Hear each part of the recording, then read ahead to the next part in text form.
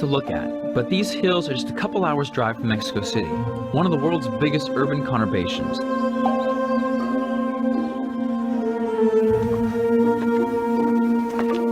This is the transatlantic volcanic belt, but it's not the volcanoes we've come to see. I'm almost to the summit of Bald Peak, and you can tell I'm quite out of breath. We are about 3,000 meters above sea level. The air is thin, it's quite cold, but we are beginning to see monarch butterflies.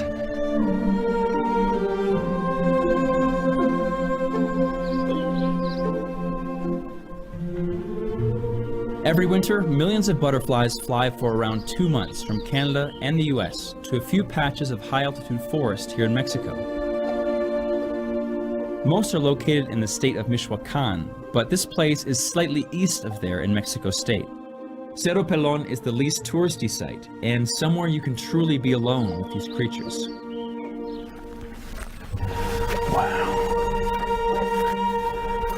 Normally we're not allowed to get this close, but from this distance, I hope you can see, there are millions of monarchs clustered in black clumps on these fir trees. What I find absolutely amazing about this insect is they travel 4,000 kilometers from Canada, United States, down to this particular forest.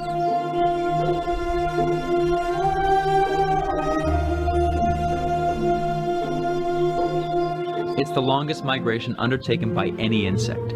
Scientists only recently discovered that they use the sun to navigate these same few reserves every year, where they rest, feed, and then find a mate. In recent years, the populations have dwindled thanks to the destruction of habitats in the US and Canada and deforestation here in Mexico. One study says the numbers have gone down by 84% in the last 20 years. The fear is this: one more bad winter and the entire colony could be gone. It's been really bad, you know. 2 years ago we have this snowstorm. They killed a lot of butterflies, you know. It was really sad to see, like, to see these clusters, you know, the way we saw it there. Mm-hmm. and but those butterflies, they're like dead, and they still, like, they look like they hibernating, but they're not hibernating anymore. They're like just dead. They're frozen. Yeah, frozen because the weather. And what happens if there's another terrible winter like that? Well, I hope it will not be the end of the butterflies, you know, because it will be bad. You know, the population, it went down a lot.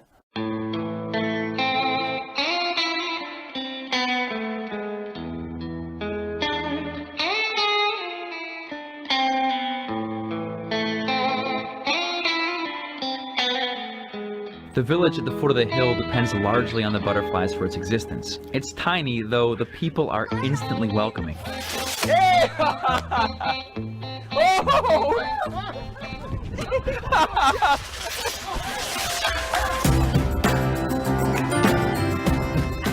There is just one B&B run by Joel, which they set up in an effort to make day trippers stay here for a bit longer.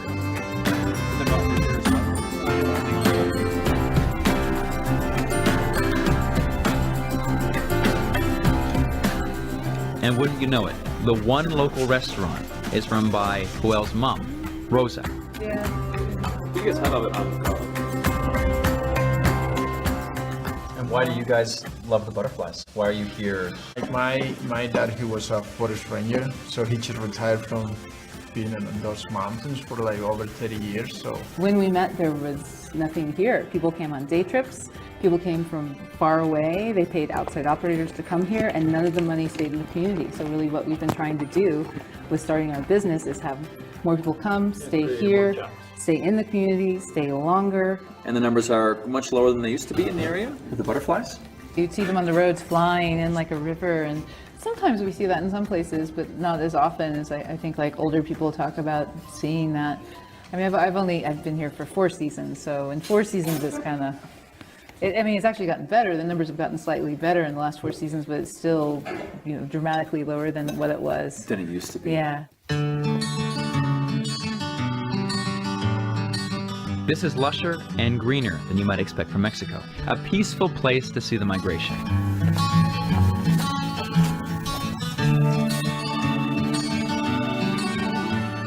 And here's a glimmer of hope for the people of Macheros.